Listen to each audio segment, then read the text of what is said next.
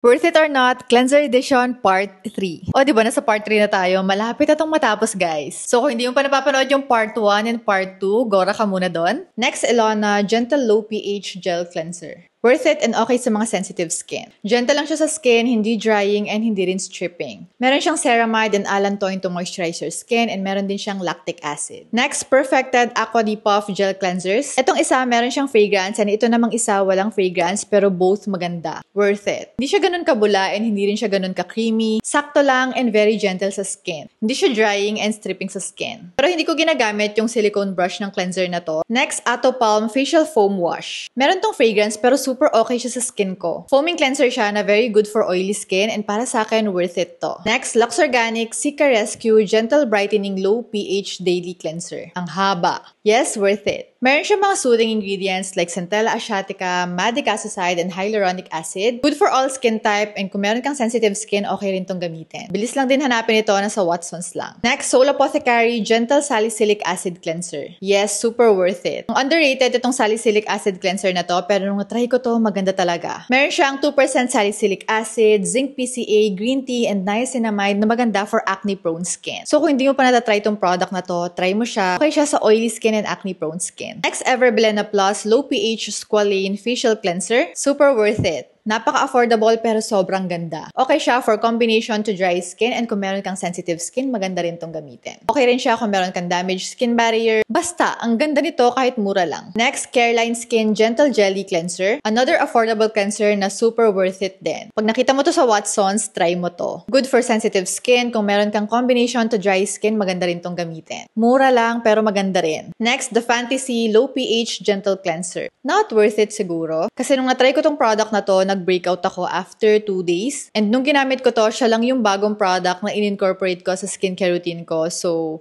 not worth it for me. Next, Mentholatum Acne Creamy Wash. Yes, worth it, lalong-lalo na kung meron kang oily and acne-prone skin. Meron siyang salicylic acid na maganda pang treat ng acne. Meron din siya mga hydrating and soothing ingredients. Next, Accesswise Sunday Morning Refreshing Cleansing Foam. Super worth it, lalong-lalo na kung meron kang oily skin. Naalala ko pa, mula nung ginamit ko tong product na to, hindi ko talaga tinigilan hanggang masimot ko siya. Foaming cleanser na very good for oily skin and good for everyday use. Yun lang muna ulit for part 3, follow for part 4.